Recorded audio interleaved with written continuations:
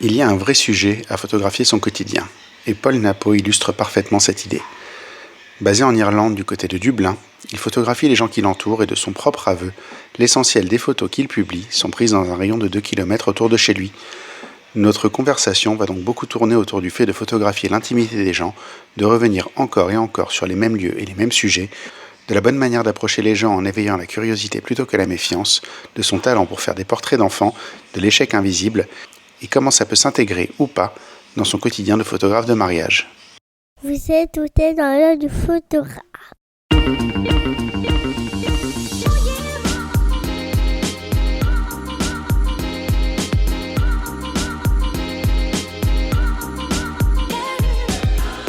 Bienvenue dans ce podcast par un photographe sur un photographe pour les photographes. Je suis Julien Pasternak et aujourd'hui, je vous emmène dans l'œil de Paul Napo. Et bonjour. Salut, enchanté. Enchanté. C'est la première fois qu'on se parle en vrai. Ouais. Je te suis depuis un long moment. Je crois qu'on a commencé à discuter à l'époque de l'épisode de Valentine de Villemer, qui est une connaissance commune. Exactement. Je sais pas à quel point vous vous connaissez en fait. Je sais que vous êtes dans le même coin, donc j'imagine que vous avez fait des sorties. Elle habitait en Irlande à l'époque. Elle habitait en Irlande, mais pendant pas très longtemps. Donc on s'est pas mal vu à cette époque-là.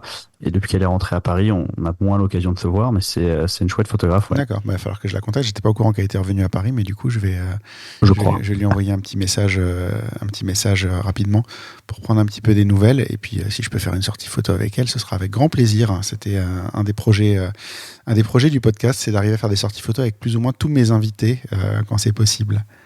Ça va se faire toi aussi, je pense. Ça serait une super idée. Moi, je suis pas très souvent à Paris parce que j'habite à Dublin, mais quand je suis à Paris, avec grand plaisir. J'aime beaucoup aller faire des tours avec des photographes. Souvent, je fais pas beaucoup de photos, mais c'est toujours des rencontres cool. On fait toujours beaucoup moins de photos, mais par contre, on discute beaucoup et je crois que c'est les moments où on apprend le plus de choses en fait. Il y a un côté transmission en direct. Comme si chacun faisait un peu un workshop à l'autre sans vraiment le formaliser, de donner des petites idées, des petits conseils, de voir la manière de faire de l'autre. C'est toujours assez sympa. J'avais eu ça, je vais pas la nommer, mais j'avais fait ça avec une photographe que j'avais interviewée, où on a fait une sortie à plusieurs, et à un moment, en fait, on l'a vu, elle a repéré une fille dans un petit rayon de lumière, adossée à un mur. On l'a tous vu, et on a tous fait une photo de loin. Et elle a avancé, et on l'a vu faire un zigzag, où elle a fait zig, photo, zag, photo, zig, elle est allée la voir, elle a fait 3 portraits, et les 3 portraits étaient absolument déments. Et je te jure qu'on a pris tous une leçon ce jour-là, parce qu'on est tous restés comme des couillons sur le trottoir d'en face à faire une photo de loin, en se disant on va peut-être réussir à avoir le petit rayon de lumière un peu en oblique comme ça, faire une petite zone d'ombre et tout. Et en fait, elle a été, mais elle a masterisé la photo, et derrière on s'est tous sentis tellement cons qu'on a abordé tous les gens qu'on a croisés qui avaient une petite gueule sur le chemin pour demander si on pouvait les prendre en portrait. Évidemment, on a fait que de la merde, mais derrière, on s'est quand même un petit peu bougé. C'est un déclic. T'as appris un truc de quelqu'un, puis après, petit à petit, tu vas en faire quelque chose. Je l'ai jamais appliqué le coup des portraits. J'aime bien être invisible, moi. Mais on va en parler. D'accord. On en parlera après, parce que ça c'est un de tes points forts, je le sais. On va commencer par l'elevator pitch. Tu connais le principe, tu rentres dans l'ascenseur, Steve Jobs rentre à côté de toi et tu as 3 étages pour lui dire qui tu es et ce que tu fais. Qu'est-ce que tu lui dis ? Bonjour, je m'appelle Paul Napo, je suis photographe et je fais des photos de gens. Simple, efficace. Il te reste 2 étages et demi. Après, il reste encore quelques étages, je peux développer un tout petit poil, rajouter une phrase ou deux, mais vraiment, c'est la base de comment j'ai envie de me présenter, c'est juste que je fais des photos de gens. Parce que ça englobe à la fois mon métier, qui est photographe de mariage. Je fais aussi quelques autres trucs, photos corpo, photos de famille, tout ça, mais c'est vraiment le mariage qui est, on va dire, mon cœur de business. Et c'est ce qui me fait gagner ma vie, et donc c'est des photos de gens. Et quand je suis pas en train de faire de la photo pour gagner ma vie, je fais de la photo pour mon plaisir. À ce moment-là, je fais aussi des photos de gens, mais c'est plutôt dans la rue. Je vais plutôt à la rencontre des gens que je ne connais pas, et pour les photographier. D'accord. J'avais eu un grand débat sur le fait de se présenter directement en tant que photographe ou pas. Quand tu dis que tu es photographe, tu es moins valorisé que quand tu dis justement j'aide les gens à se mettre en lumière. Enfin, tu vois, tu fais une formulation un peu plus pompeuse, mais finalement qui te fait un peu respecter. Ouais, mais je trouve que t'as dit le mot qui vraiment sort exactement de mon cerveau. Je trouve ça pompeux. Et je cherche pas à me mettre particulièrement en valeur. Moi, je fais des photos et je suis photographe, ça me va très bien. Ça peut m'arriver dans certaines situations, notamment quand je fais de la photo de rue, de dire je suis artiste au lieu de dire je suis photographe. Ouais. Tout simplement parce que photographe, les gens ont tout de suite l'impression que je travaille pour un journal. Ouais. Et du coup, je suis artiste, ils se disent tiens, un savant fou qui fait son truc dans son coin et ça passe mieux. Mais on va dire quand je me présente dans d'autres circonstances, je dis que je suis photographe. D'accord. Oui, parce que quand tu dis que tu es artiste, t'as des gens que tu prends en photo dans la rue, ils ont Ouais. l'impression qu'ils vont être exploités par quelqu'un de sans pitié qui va faire un truc sur eux. Ouais, il y a une vraie peur du journalisme Ouais. que j'explique pas forcément. Enfin, c'est pas surtout le sujet du jour, mais en tout cas, moi, ils me demande vraiment tout de suite de préciser. Ça va être dans quel journal? Non, non, c'est pas dans un journal. C'est un projet perso, c'est pour moi. Ils te demandent carrément si ça va être dans un journal. Ah ouais, directement. C'est, Genre, mais, tu fais des photos pour qui? c'est... Pour moi. J'avais eu un truc comme ça une fois sur un. En plus, vraiment en bas de chez moi, tu sais, le jour où tu sors et tu te dis, allez, je vais faire un peu de street, mais au moment où tu te chauffes, tu vois. Et dans ma rue, sur mon trottoir, il se trouve que ma rue est à sens unique et qu'il y a tous les vélos qui prennent le trottoir en contresens. Et tu as un vélo qui arrive et je le prends en photo. Et le gars revient et me dit, non, mais en fait, il va falloir effacer la photo parce que j'ai pas envie de me faire verbaliser. Ah oui, il y a peu de chance quand même, hein. J'ai dit, ça c'est poussé quand même assez loin. Il dit, ouais, mais je veux pas qu'il existe une preuve. Je dis, bon, bah d'accord, tu sais quoi, je vais effacer. Après, je me bagarre tout le temps avec les gens qui sont à vélo sur le trottoir parce que bah, j'ai des jeunes enfants et que c'est dangereux pour eux. Mais ça m'a fait sourire que la seule fois où vraiment j'y pensais pas et j'ai fait une photo du mec qui passait, il est venu me voir en pensant que j'allais lui faire des histoires, quoi. C'est un truc de Je fou. pensais que tu étais là pour le dénoncer. Il a pas Exactement. pensé à la photo de rue, quoi. J'aurais dû dire je suis artiste. Finalement. Donc, qu'est-ce que j'ai noté pour rebondir un petit peu? J'avais donc que tu vis en Irlande. Comment t'as atterri en Irlande d'ailleurs?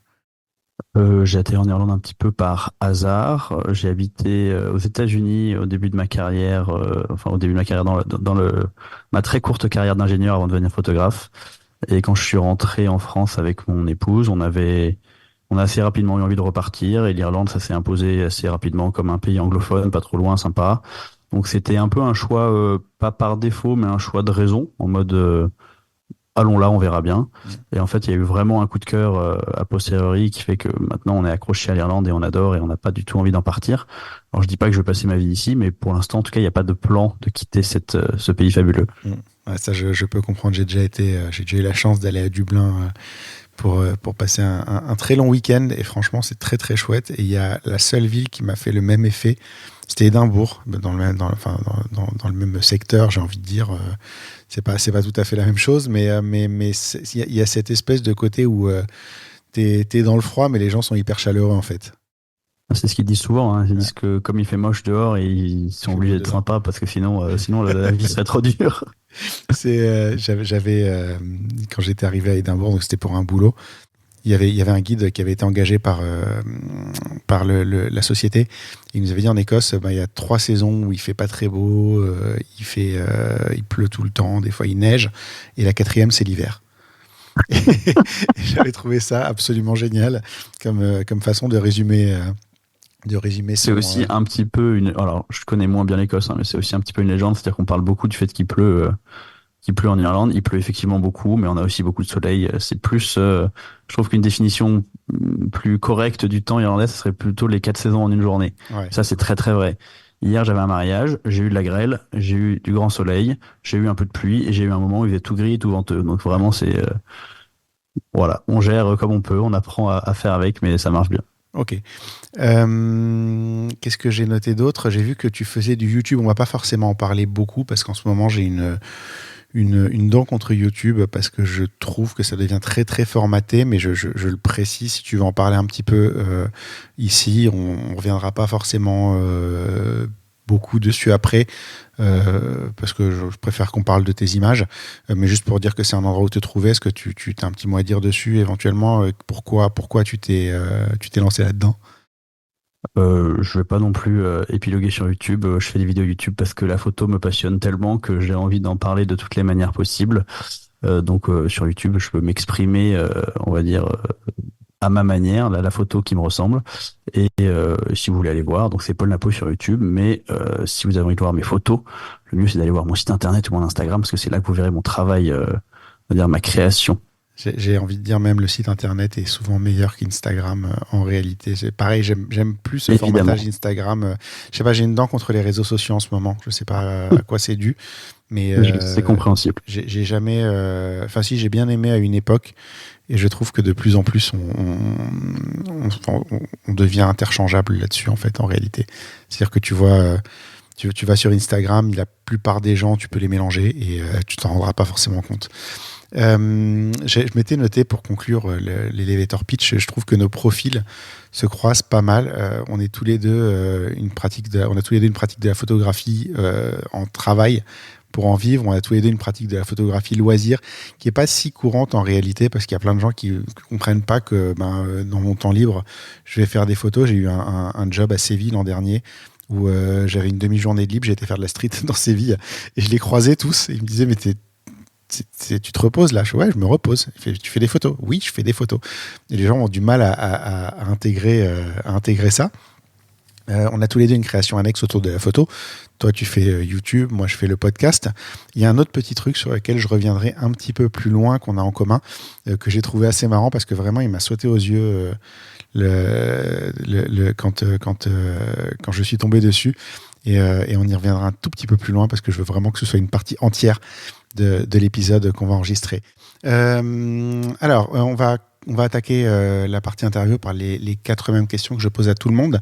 La première, c'est quel livre tu offrirais à un photographe et pourquoi? C'est pas une question facile. Je pense que je lui offrirais mon livre de photos, qui est mon livre préféré en ce moment, qui est The Last Resort de Martin Parr. Ouais.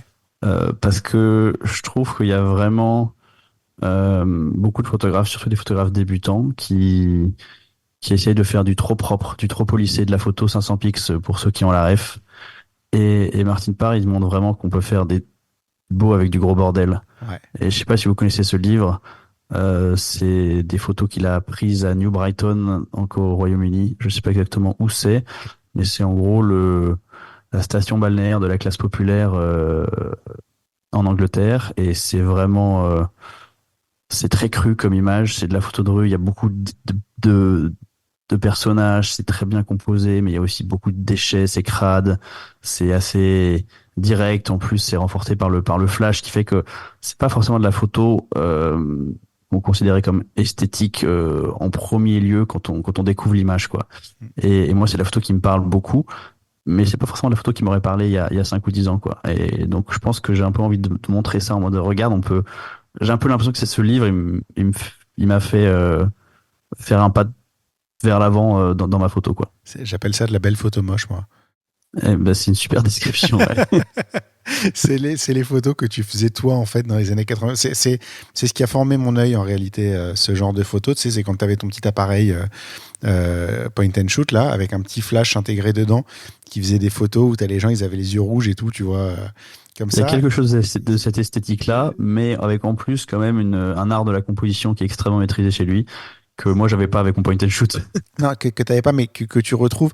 En fait, tu retrouves cette esthétique du point and shoot. Alors après, c'est évidemment quelqu'un qui sait ce qu'il fait, mais je trouve en fait que retrouver ça, ça te donne un sens de la proximité instantanée avec la photo. Parce que toi, tu te dis pas que tes photos, elles n'étaient pas aussi chiadées. Par contre, tu retrouves toutes les caractéristiques de cette photo-là.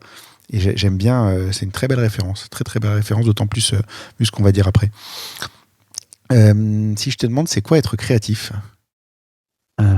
Je savais que je vais répondre à cette question à un moment et j'ai vraiment pas de réponse pour toi parce que la création, moi, c'est vraiment un truc qui vient du ventre et c'est un truc qui a besoin de sortir. C'est super difficile de mettre des mots dessus. C'est vraiment quand je fais pas des photos pendant longtemps, j'ai un truc qui me manque et j'ai l'envie d'y aller. J'ai envie de créer un truc, mais en plus ça peut marcher avec plein de trucs parce que c'est un peu comme un truc qui gratte, tu vois, un itch comme on dit en anglais, t'as un truc que t'as toujours envie de te gratter. Et bah je peux aussi, j'ai vraiment envie de créer au sens large. Je fais un peu de tournage sur bois quand je suis chez mon grand-père et ça me procure le même genre de plaisir.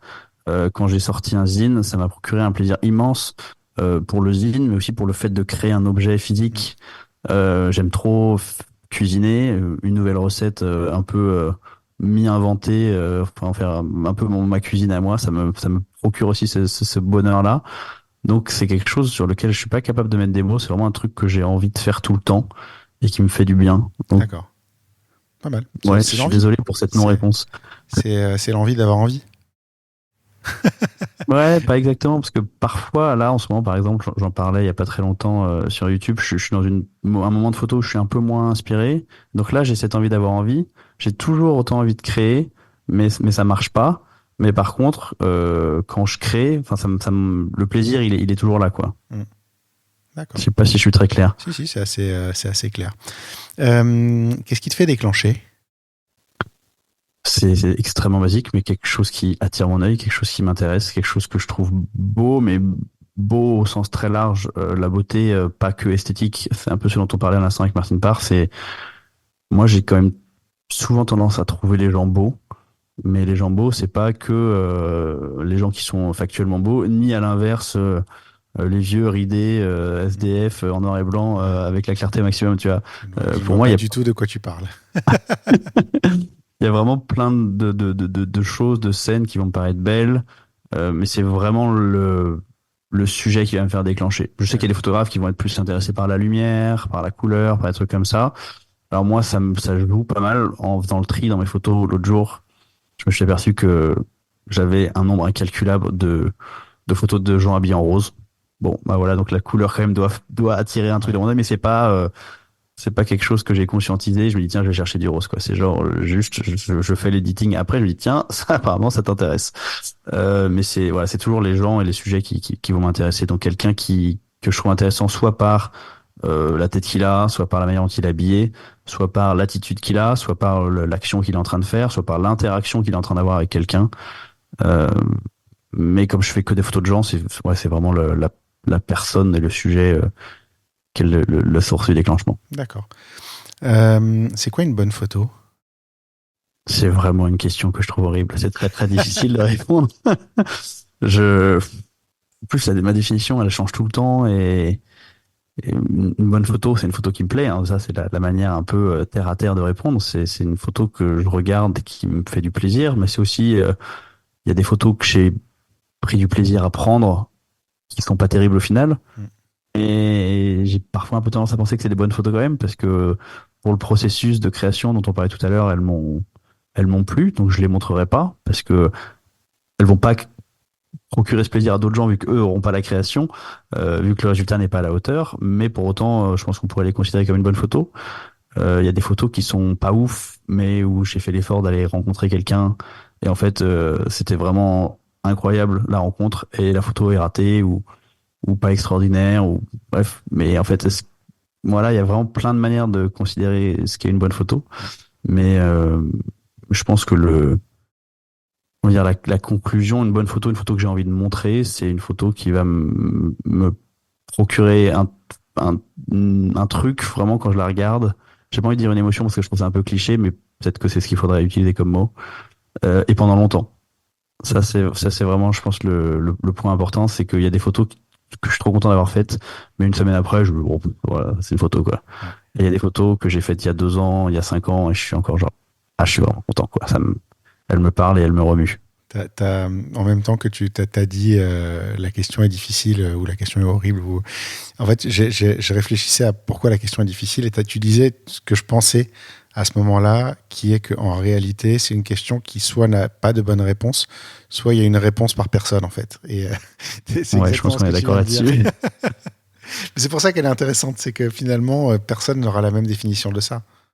Et aussi, ce que je pense, et c'est un peu ce qui me fait peur dans ces choses enregistrées, c'est que si tu me reposes la question dans 2 mois, potentiellement ma réponse elle a rien à voir parce que c'est hyper changeant et que comme je n'ai pas une réponse définitive dans ma tête que je répète à chaque fois qu'on me la pose, bah chaque fois j'essaie de creuser un petit peu et de voir ce que je trouve, mais c'est pas, il y a pas une réponse définitive quoi. Mais je pense pas que j'en trouverai une un jour. Je crois que c'est plutôt bon signe dans nos métiers. Ouais, j'ai pas envie particulièrement d'en trouver une quoi. Avoir On une devient réponse dogmatique. définitive et de continuer à évoluer finalement.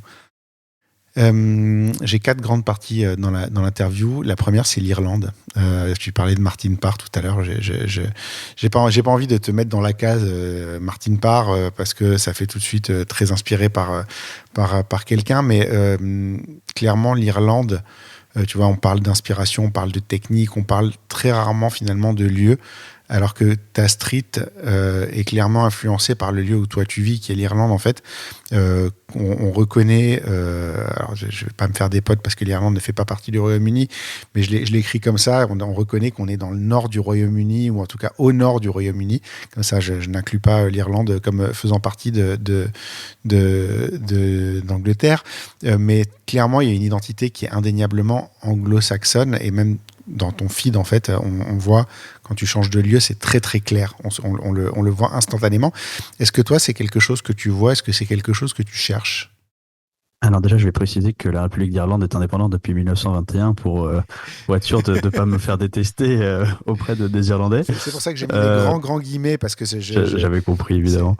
Je me moque un peu. Il y a un socle culturel commun, on va dire, voilà. Il y a un vrai socle culturel commun, il y a des choses qui sont très similaires, déjà parce que l'Irlande du Nord et la République d'Irlande n'ont pas de véritable frontière. C'est une conséquence de la guerre civile, on va pas faire de la géopolitique, mais c'est des pays qui, bien qu'ayant une histoire difficile commune, ils ont quand même cette histoire commune, et c'est des pays qui se ressemblent beaucoup culturellement et visuellement. Il y a des choses qui sont assez similaires. Moi, j'ai commencé la street en Irlande parce que je suis arrivé en Irlande, donc il y avait un peu un côté, je fais de la photo là où je suis. Ça, c'est quelque chose que je trouve assez logique pour moi. J'aime beaucoup la photo de voyage, j'en ai fait beaucoup, mais de plus en plus j'avance dans ma photo, plus j'ai envie de creuser les relations. Quand je dis les relations, c'est pas forcément avec une personne, mais en général, par exemple, creuser les relations avec une ville, la découvrir beaucoup plus, creuser les relations avec un pays. Et du coup, maintenant, quand j'ai une semaine de vacances, je parle d'une semaine de vacances où je peux faire des photos. J'ai même pas envie d'aller à l'autre bout du monde, j'ai envie d'aller juste dans un autre coin de l'Irlande que je connais pas pour découvrir plus l'Irlande. Parce que je vois vraiment une valeur dans le fait de creuser quelque chose, d'approfondir sa connaissance, et du coup d'approfondir le travail photo qu'on fait sur un lieu. Donc il n'y avait pas de choix de l'Irlande au début, parce que mon arrivée en Irlande elle est un petit peu par hasard. Mais maintenant que je suis en Irlande, j'ai vraiment envie de faire des photos plus approfondies sur ce pays-là. D'accord. Et il se trouve, ça c'est on va dire quelque chose qui aurait été vrai un peu dans n'importe quel pays. Mais il se trouve en plus que j'ai trouvé en Irlande un pays que je trouve incroyable, parce que mon boulot photo me pousse vers les gens. Ma manière de faire des photos, c'est d'aller beaucoup à la rencontre. Alors pas toujours, je fais aussi de la street plus classique, mais je vais beaucoup à la rencontre des gens. Et les Irlandais sont gentils. C'est même difficile à décrire, parce que pour quelqu'un qui connaît pas très très bien l'Irlande, mais il y a une bienveillance chez ces gens que je trouve assez incroyable. Et je suis vraiment petit à petit, en vivant ici, mais aussi en faisant de la photo ici, tombé amoureux de ce pays. Et j'ai envie de montrer ces gens parce que je les trouve chouettes, quoi.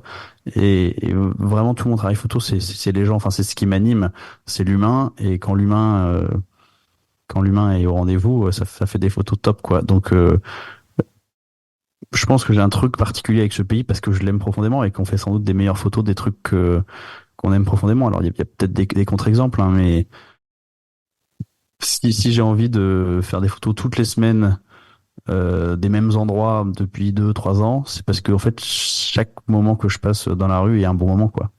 D'accord. Donc, je sais pas si je l'aurais n'importe où, ça. Tu vois, j'avais noté, est-ce que c'est le sujet qui t'inspire, ou est-ce que tu photographies ce qui est devant toi? Finalement, tu as peut-être commencé à photographier ce qui était devant toi et tu t'y es attaché en le photographiant. Ouais, en fait, je pense que c'est les deux, c'est les deux qui se nourrissent l'un l'autre, quoi. D'accord. Parce que je photographie ce qui est devant moi, au sens où la plupart des photos que je poste, elles ont été postées à moins de 2 km de chez moi. Elles ont été prises à moins de 2 km de chez moi. Mais c'est aussi cette photo qui m'a fait rencontrer plus les gens, et qui m'a fait...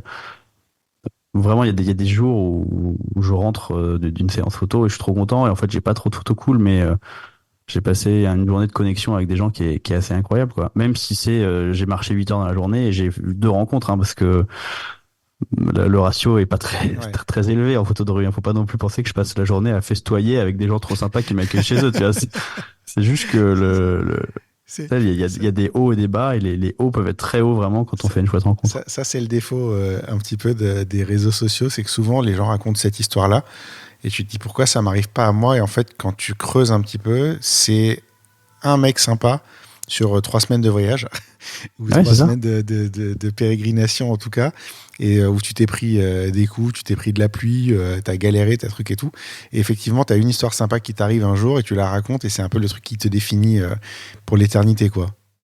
Et en fait, t'oublies rapidement toutes les photos Ouais. ratées, toutes les fois où tu t'es fait virer parce qu'on avait pas envie que tu fasses des photos à cet endroit-là, et tous ces trucs-là qui arrivent aussi, hein. Toutes les fois où tu t'es fait pourchasser par le service de sécurité d'un immeuble de bureau qui est juste là où tu photographies.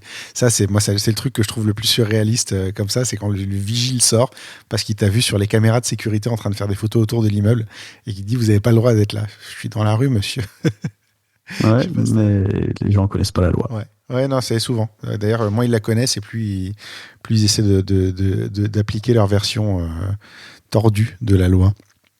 Euh, Est-ce que c'est pas ta valeur ajoutée en fait, c'est pas justement de connaître parfaitement cet endroit-là, parce que finalement des gens qui peuvent aller loin de chez eux, découvrir, faire des photos, j'ai presque envie de dire que c'est facile de photographier l'exotisme et que c'est un peu plus difficile de photographier le quotidien, non? Alors ça, je suis à la fois très d'accord et à la fois pas d'accord. Alors, je vais falloir que je m'explique, que je mette de l'ordre dans mes idées.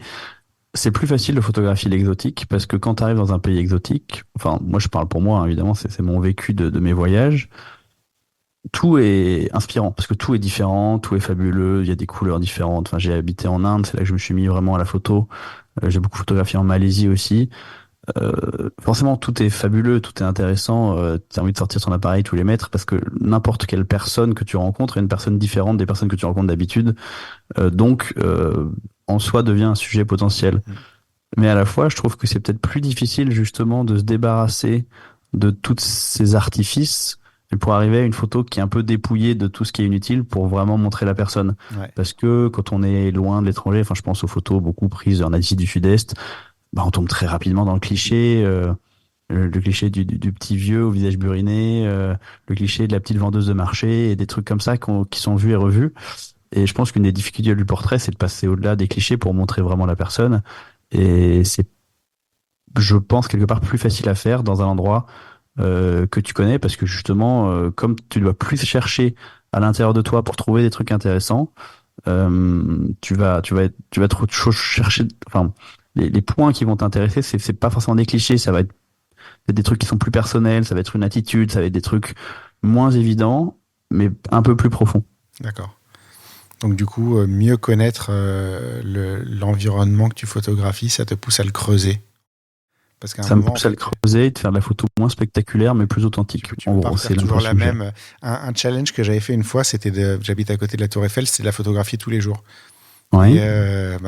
tu sais, tu passes d'abord sur ton pont tout le temps, puis tu fais toujours la même photo d'un peu plus ou moins loin, avec plus ou moins la rambarde du pont, toujours plus ou moins la même photo. Et à un moment, en fait, t'en as marre. Et tu commences à réfléchir autrement, et tu commences à t'approcher, tu commences à reculer, tu commences à comprendre que la lumière joue et que tu peux faire des photos différentes du même endroit. Tous ces trucs-là, ça, c'est un très bon exercice, je trouve, de se forcer à faire la même photo tout le temps, en fait. Je sais pas si Ah, ça il te y a un parle, peu de ça. ça, ouais, dans ce que je fais. Moi, je vais vraiment toujours dans les mêmes quartiers. Je retourne dans les mêmes rues, je revois les mêmes endroits. Pourtant, j'ai envie de m'arrêter à tel endroit pour faire une photo parce que, je sais pas, je l'ai pas vu pareil ce jour-là. Et là, je vois quelque chose de graphique que j'ai pas vu, où il y a personne différente. Je pense il y a vraiment un bénéfice dans le fait de recommencer encore et encore. En tout cas, tu as une réflexion, puis tu as du recul, et à chaque fois, en fait, tu vois ce que tu aurais pu faire différemment, et C'est ça. tu le refais la fois d'après Exactement, ouais. aussi. C'est vrai que quand tu te dis, si j'avais fait 10 cm plus bas ou 10 cm plus haut, j'aurais eu ça, la fois d'après, tu y penses. Et tu la refais comme ça. Et elle est un peu mieux. Donc, c'est une vraie. Moi, je pense que c'est une vraie réflexion à avoir de finalement le coin de la rue. D'ailleurs, tu vois, le youtubeur dont on parlait avant d'enregistrer, qui est Beau Miles, je vous donne un super tuyau, les auditeurs, un youtubeur qui s'appelle Beau Miles, qui est un Australien qui vit des aventures au coin de sa rue. Littéralement, lui, il vit en Australie sur un grand terrain, un peu au milieu de nulle part. Et il fait des vidéos incroyables sur rien, en fait. Sur vraiment ce qui est au coin de chez lui et sur des expériences, en fait. Et c'est quelqu'un qui est vraiment ultra local, et je trouve ça hyper intéressant, en fait. Et je trouve qu'il est plus intéressant qu'un type qui va voyager aux quatre coins du monde à faire des trucs délirants. À faire des trucs délirants, faire des trucs déments, en fait. C'est que tu te dis, je ferais bien ça moi aussi. Super, j'aimerais bien être dans des hôtels de luxe avec jet ski. Et finalement, ce gars-là va te faire une expérience où il va marcher 90 miles à pied pour aller bosser, faire une conférence. Et il arrive à rendre ça intéressant, alors que c'est vraiment 90 miles de chez lui. J'ai pas la notion des miles, je crois que c'est le double en kilomètres. 1,6. 1,6, donc c'est 150 bornes concrètement. Ça commence à piquer. Hein. Ça commence à piquer, mais je veux dire, c'est quand même au coin de chez toi, au coin de la rue, malgré tout. C'est pas un voyage exotique. Ah oui, quand j'étais quand ça piquait, c'est qu'il l'ait fait à pied. Oui, qu'il est. Non, mais alors ça, je vous recommande cette vidéo. C'est juste, mais extraordinaire. Je mettrai les liens dans les notes d'épisode parce que vraiment, ça vaut vraiment le coup de découvrir cette chaîne. Par contre, je suis désolé, ça va vous faire perdre un temps fou parce qu'il y a beaucoup de vidéos, elles sont longues et elles sont bien. Pour revenir à ta question, j'ai l'impression que mon envie de photographier l'Irlande et de photographier des endroits que je connais, ça vient globalement d'une évolution de vie où j'ai passé beaucoup de temps à voyager. J'ai visité, j'ai plus le compte en tête, mais quelque chose comme 30 ou 35 pays pendant les quelques années où j'étais d'abord étudiant, puis jeune pro, sans enfant, avec beaucoup de liberté.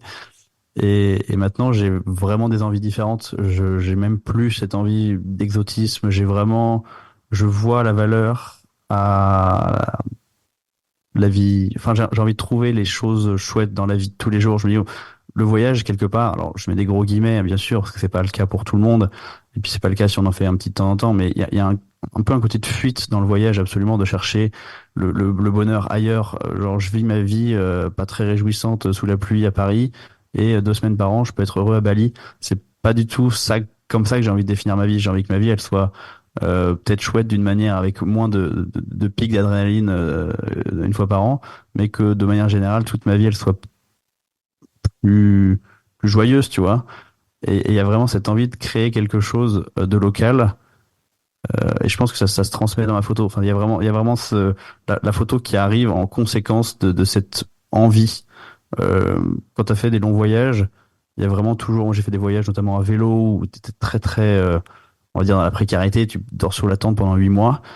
À la fin, t'as qu'une chose, c'est de dire mais moi j'ai envie de me réveiller 4 jours de suite dans le même lit, de manger des coquillettes au beurre et de profiter de ce calme et de pouvoir rencontrer 2 jours de suite les mêmes gens parce qu'en fait j'ai pas changé de ville entre les deux. Donc voilà, je pense que c'est plus une philosophie, enfin c'est pas plus, mais c'est entre autres une philosophie de vie qui va vers la simplicité, qui me donne envie aussi de photographier de cette manière-là. C'est marrant parce que tu vois, tu dis, il y a des gens, c'est leur bouffée d'air de partir en vacances. C'était un truc qui m'a toujours fait une peine folle, c'est de voir des gens qui sont heureux de partir en vacances et tristes de rentrer. Parce qu'en fait, tes vacances, c'est 5% de ton année. Et ouais, c'est ça. Si t'es pas content de rentrer chez toi, il y a moi, c'est un vrai indicateur. C'est quand les vacances se terminent, si je suis pas heureux de rentrer, je sais qu'il y a un truc qui va pas, tu vois. Bon, à l'époque, c'était professionnellement, j'étais pas super heureux dans certains boulots que j'ai fait. Je savais qu'il fallait que je me casse de ces boulots en revenant de vacances en me disant putain, j'ai pas envie, je vais rentrer, je vais voir leur tête, je vais refaire ce truc que j'aime pas faire. J'ai pas envie de rentrer, j'ai envie de rester. Ben là, je sais que voilà, change de vie. Et depuis que je fais de la photo, d'ailleurs, j'ai pu penser comme ça. Je suis très content de rentrer à la maison. Ouais, il y a un vrai truc de t'es très heureux de partir en vacances parce que je suis pas en train de conspuer l'idée de partir en vacances. Non, c'est toujours chouette, mais c'est aussi chouette de rentrer à la maison et tu peux être content de partir et je me découvre un peu casanier. Ça, c'est de devenir parent. C'est normal. Puisqu'on parle. Vas-y. C'est arrivé avant pour moi. Il y a eu vraiment ce côté-là, j'ai envie de me poser. Et puis, bon, il se trouve qu'ensuite, j'ai des enfants qui sont arrivés quelques années après, mais il y avait vraiment cette envie d'enfin construire un truc. En fait, il y a un côté quand tu cours toujours partout, tu te construis pas ton petit nid, que ça soit physiquement, socialement. J'étais content de cette sédentarité. D'accord. Bonne évolution. Le deuxième grand thème, justement, on parlait d'enfants, on va parler des enfants. T'as des photos en street qui sont vraiment fortes avec des enfants. T'en as plusieurs et suffisamment en tout cas pour qu'on se rende compte que c'est quelque chose que tu cherches et que c'est pas un hasard. Et la question que je me pose en fait, c'est que en street photographie, photographier des enfants, c'est parfois souvent touchy. On compte plus le nombre d'histoires qu'il y a pu y avoir entre photographe, enfant, si tu as le malheur de pointer ton appareil dans une direction, être confronté par quelqu'un, voire avoir des gens qui appellent les flics, parce que on considère que voilà. Comment est-ce que toi tu appréhendes, comment est-ce que tu abordes ce genre de situation? Parce que j'imagine que évidemment au départ, tu vas pas demander l'autorisation de faire une photo, ça reste de la street. Comment tu fais? Comment tu réfléchis déjà au départ? Je pense qu'en street photo, de manière générale, et plus particulièrement sur les sujets touchy comme les enfants, l'attitude, elle est essentielle. Vraiment, tu fais passer énormément de choses par ton non-verbal, et ensuite, bah, évidemment, on peut aller discuter, mais, euh, mais tu dis plein de choses, en fait, juste avec ta manière d'être, et notamment quelque chose auquel je fais très attention, c'est quand je vais faire des photos dans des lieux où il y a des enfants, je suis en mode tous appareils photo dehors, quoi. Vraiment, je cherche à être visible, je cherche à pas me cacher. Je pense que quelqu'un qui arrive avec son petit Ricoh caché sous la veste et qui le sort, qui fait une photo et qui le range, crie red flag partout. Qu'est-ce qui vient choper les images de mon enfance, ce mec chelou, tu vois, c'est Si en plus il est en imperméable et qu'il a des bonbons plein les poches. ouais, ça va vraiment pas le faire. Alors que si t'es très très visible, je pense qu'il y a un côté bon bah tiens, il va faire des photos, qu'est-ce que c'est que cette histoire? Ça, je veux pas dire que ça rassure directement, mais en tout cas ça, les gens sont plus curieux plutôt que méfiants. Et ensuite il y a ce côté, il y a beaucoup de photos que je fais qui sont ce que j'appelle des mélanges de portraits et de street. C'est-à-dire que si j'arrive à un endroit où il y a quelques enfants qui sont en train de jouer, je me dis ça serait une chouette opportunité de photo. Je peux pas sortir mon appareil et faire des photos tout de suite. Je vais faire lancer des pierres par les parents qui sont pas loin. Donc je viens, je commence par dire bonjour. Potentiellement je dis je suis photographe, est-ce que je peux faire une photo? Là il y en a qui disent oui, il y en a qui disent non. Je fais une photo avec ceux qui disent oui. Après ceux qui disent non, ils sont jaloux parce qu'en fait ils ont pas pu. Du coup ils peuvent. Et puis après il y a quelques parents qui arrivent et qui viennent voir mais qu'est-ce que vous faites là? Et du coup j'explique un petit peu. J'ai un petit carnet dans la poche. Alors est-ce que je l'ai pas loin? Je peux pas le montrer. Ah si. On le verra pas en podcast. Hein. Ah d'accord, bah oui, je suis désolé, on n'est pas.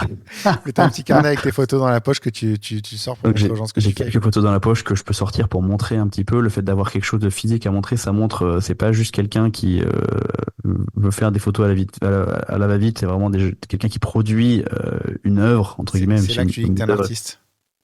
C'est ça, c'est là que potentiellement je veux dire je suis un artiste, je suis pas un journaliste, j'explique ce que je fais. Et je précise que si ça vous dérange que je fasse une photo de votre enfant, vous me le dites, il n'y a pas de souci, je le prendrai pas en photo. Et il y a vraiment un truc qui s'installe, alors pas dans le long terme, parce que je vais pas rester 3 semaines au même endroit, mais ne serait-ce qu'en 20 minutes, en gros en 5 minutes, tous les gens savent qui t'es, savent pourquoi t'es là. Les personnes pas trop chaudes ont l'occasion de me dire qu'elles souhaitent pas être prises en photo. Et puis après, je vais pouvoir faire des photos, peut-être des portraits avec les enfants, ils sont là tous à demander moi des photos, puis au bout de quelques minutes, ils en ont marre. Et puis après, là, tu peux commencer à faire des photos où en fait, ils font plus gaffe à toi. Donc en fait, on est un peu entre les deux. On n'est plus trop dans la street parce qu'on est plutôt vraiment, c'est plus vraiment de la photo qui est sur elle n'est pas prise à l'insu des gens, mais elle est quand même quelque part sur le vif parce que c'est vraiment au moment où il lâche un peu, il lâche un peu l'attention. Tu t'es rendu invisible en fait. Ouais, c'est ça. Tu t'intègres au décor. Alors, faut pas se mentir, hein, tu es toujours là et ils sont toujours au courant, mais les enfants ça passe vite à autre chose, donc c'est plus au début c'est trop marrant, il y a quelqu'un qui fait des photos et au bout de 10 minutes bon bah il y a quelqu'un qui fait des photos quoi. Ouais. Et voilà, je retiens un truc, c'est que de ce que tu as dit, c'est que dans une situation où de toute façon on va te repérer, il vaut mieux éveiller la curiosité que la méfiance en fait. Évidemment, et très souvent je fais vraiment quand j'ai pas l'énergie d'aller vers les gens parce que je trouve ça trop dur, parce que ça arrive très souvent, même si j'en ai l'habitude. Je passe près d'un groupe d'enfants, genre vraiment fait exprès avec bien tous mes appareils photo visibles, et il y en a un qui va me dire hey, monsieur, vous faites des photos, faites une photo de nous. Ouais, et là, du coup, c'est le petit marchepied dont j'ai besoin. Ouais, c'est pas mal, c'est pas mal. J'aime bien ce genre de situation aussi parce qu'en fait, les gens viennent te demander le service, du coup, tu es hors de tout reproche. Tu sais, t'as toujours un mec dans la rue qui te fait il te fait des sourires, des machins. Et là, en fait, c'est lui qui te demande, en fait, et limite, c'est presque toi qui pourrais lui reprocher quelque chose s'il y avait une discussion, quoi. C'est ça, ouais. C'est ça qui est Il n'y a pas de, entre guillemets, tu te couvres, même si c'est pas du 100%. Ça m'est arrivé que des enfants viennent me demander, et 5 minutes après, il y a les parents qui arrivent et qui disent qu'est-ce que vous faites? Je dis, ils m'ont demandé de faire des photos, donc je fais des photos. Il dit oui, mais ils ont pas un âge où ils peuvent donner leur accord. ce qui se comprend et ce qui est vrai. Donc j'insiste pas et je dis bah, excusez-moi, je le referai pas quoi. Je voulais leur faire plaisir. Euh, Mais ouais, tu peux toujours et dire, puis ouais, ils m'ont demandé, je voulais leur faire plaisir, quoi. C'est tout, je m'en fous. Je les efface après, quoi. il y a quand même un truc pour garder cette authenticité, il faut aussi bah, ne pas avoir peur de parfois être un peu à la limite. Et je pense à une fois où j'étais avec, il y a quatre petites filles qui sont en train de faire des concours de marcher sur les mains. Donc vraiment la scène est trop cool. J'arrive vers elles, on est au milieu d'une grande place, enfin c'est une grande étendue d'air. Je peux pas arriver discrètement quoi. Donc je dis ah c'est trop bien ce que vous faites, je peux faire une photo, c'est trop marrant et tout. Juste comme ça, sans préciser vraiment pour que ça aille vite et qu'elle reste dans le moment. Je fais la photo.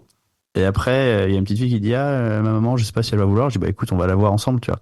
Et il se trouve que la maman a pas voulu. Donc, bah, la photo auquel je pense ne verra jamais le jour. Bon, il y en a d'autres dans la même veine. Mais tu vois, toujours est-il qu'il y a plusieurs ordres possibles, il y a plusieurs manières de faire. Et ce qu'on voit pas, surtout dans les résultats, donc ce qui finit sur mon site internet ou sur Instagram, c'est que bah, il y a toutes les fois où j'ai vu des scènes de ouf et en fait j'ai pas eu l'autorisation, j'ai pas eu le feeling, les enfants étaient pas intéressés, moi j'avais pas l'énergie, je suis passé à côté sans oser demander et ça c'est 95% des fois quand même. L'envers du décor, ouais. On voit que les 5% qui marchent et on voit pas tout le reste, en fait, qui a Ouais, foiré, quoi. 5% en plus c'est beaucoup quand même. Ouais, c'est 1%. Non, mais Donc il y a ce truc avec les enfants où je fais des photos sur le vif. Parfois, mais quand même la plupart du temps avec les enfants, il y a un moment ou un autre une permission qui est demandée parce que je me sens plus à l'aise avec ça, tout simplement. Moi, je j'ai pas envie de faire de la photo si la photo elle va créer du conflit. Alors ouais. si je me fais courir après par des parents énervés, j'ai pas envie de sauvegarder à tout prix ma photo, Oui, de partir en courant. En fait, ça me créerait tellement de négativité dans mon expérience de la photo que je pense pas que j'aurais envie de l'utiliser et de la publier après. c'est pas le but du jeu, mais j'aime bien ton approche. Je la rapprocherai d'une autre que j'appelle ça, j'appelle l'approche Gary Winogrand. Je sais pas si tu as déjà vu en action ou pas. J'ai pas vu en action, je connais ces images, mais j'ai pas vu en action. Il y a des films de lui qui circulent et en fait il a ces espèces de tics avec les mains où en fait il est tout le temps en train de manipuler son appareil photo très vite, tu vois. C'est vrai que les gens ils regardent, comme s'il se posait des questions dessus et en fait je pense que ça fait un peu peur aux gens qui sont en face où ils se disent, soit ils se disent il est dingue parce qu'il est en train de gesticuler en tous les sens, soit ils se disent mais en fait il a l'air de chercher à comprendre comment fonctionne son appareil et quand il le met à l'œil en fait c'est juste qu'il essaie de comprendre un truc, c'est pas qu'il est en train de faire une photo. Et il a cette espèce de truc qui sort un peu de l'ordinaire où effectivement tu le remarques mais c'est tellement étrange que finalement personne n'ose rien lui dire parce qu'ils se disent bon je dois pas comprendre. C'est un peu comme si t'as quelqu'un qui fait un truc intéressant et tu vas t'asseoir pas à la califourchon, tu vas t'asseoir, les jambes croisées, tu vas devant lui et t'attends. Et le mec va te regarder comme ça, il va se demander pourquoi tu fais ce truc bizarre face à lui en fait. Et c'est tellement incohérent et ça rentre tellement dans aucune case qu'en fait, les gens savent pas comment réagir. Donc souvent ils fuient, mais quand ils fuient pas, en fait, tu fais ce que tu veux après. Ah ouais, en fait, il y a plein de manières dont tu peux casser la méfiance qui est naturelle de deux personnes inconnues qui se croisent dans la rue. Et moi, je pense que le boulot du photographe, enfin, du photographe qui fait de la photo comme moi je la fais, en tout cas, c'est-à-dire en allant au contact, c'est de casser ces distances le plus rapidement possible. Il y a plein de manières de le faire. J'ai fait beaucoup de photos avec un Rolleiflex. Ah, c'est fou, mais un Rolleiflex, en particulier chez les personnes à poil plus âgées, bah directement ils ont envie de te parler quoi, même s'ils font pas de photos, mais ah oui ça me rappelle, j'avais un oncle qui avait un truc comme ça, mais c'est un vieux truc, ça me rappelle à l'époque. Et en fait t'as pas du tout les mêmes réactions que t'aurais quand je fais de la photo de rue au Fuji quoi. J'ai fait une sortie avec un pote qui avait un Rolleiflex. Effectivement, on était arrêté tous les 10 mètres comme ça. Mais je crois que en fait le truc c'est de soit être ultra normal et donc tu fais pas peur, soit être totalement anormal à assumer. Et en fait, dans ces deux extrêmes, en fait, quelque part, t'as quelque chose à construire, quoi. Ouais, il y a vraiment un travail à faire sur la manière dont on veut être perçu par les gens. Ouais. Je pense. Et je voulais rebondir aussi sur ta question parce qu'on est passé un petit peu directement d'un sujet à l'autre, mais c'est marrant que tu me dises que je fais beaucoup de photos d'enfants. Je suis allé regarder effectivement et j'ai beaucoup de photos d'enfants, mais en fait j'ai l'impression que le point de vue où vraiment j'ai envie de montrer les photos d'enfants, il arrive pas mal aussi à l'édition parce que je fais beaucoup de photos beaucoup plus diverses. C'est juste qu'en fait les photos que je préfère, les photos que j'ai envie de montrer, ce sont celles-là. Mais quand je regarde des photos que j'ai prises, j'ai une tonne de photos d'adultes, notamment parce que les adultes, je trouve ça en fait plus facile à aborder. Il n'y a pas cette idée de il faut que je trouve quelqu'un pour avoir la permission et compagnie. Donc j'ai une tonne de photos d'adultes, mais je les trouve souvent moins fortes. D'accord. Il y a un côté où les enfants, ils ont ce côté, enfin il y a une j'ai envie de dire une bizarrerie, même si je veux pas du tout que ça soit perçu de manière péjorative, mais les enfants, c'est toujours des réflexions que tu vas pas forcément attendre, une manière de faire qui est pas vraiment attendre. J'ai une image, je sais pas si tu vois, qui est une petite fille avec des patins à roulettes, Ouais. euh, qui est dans une pose que je trouve trop bizarre, mais c'est pas moi qui lui dis de se mettre là. Oui, parce C'est qu'un enfant, c'est vraiment, pas formaté en fait, c'est sa perception du monde. ouais, exactement, et c'est trop drôle, c'est que j'aurais jamais eu l'idée et jamais un adulte se serait mis comme ça. Et là, il y a enfin cette photo, elle transmet un truc de un peu pourquoi, tu vois, il y a de la question qui vient, il y a un peu une bizarrerie, un peu une genre de tension, mais hyper bienveillant, hein, évidemment.